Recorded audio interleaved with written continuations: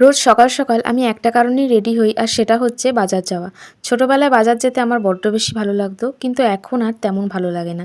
বাড়ি ফিরে আমি চিরা দই খেয়েছিলাম, আর চিরা দই খেয়ে সোজা বসে গেছিলাম পড়তে।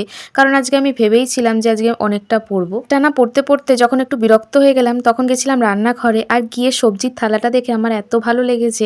মা আজকে শীতকালে সব রকম সবজি কেটে খুব সুন্দর করে থালাটা সাজিয়েছে। আর বাড়িতে আজ রান্না হচ্ছিল খিচুড়ি আর সব দিয়ে একটা তরকারি। তো মা আমাকে সেটা একটু খেয়ে দেখতে দিল, তারপর দিল আবার পেঁপে কেটে।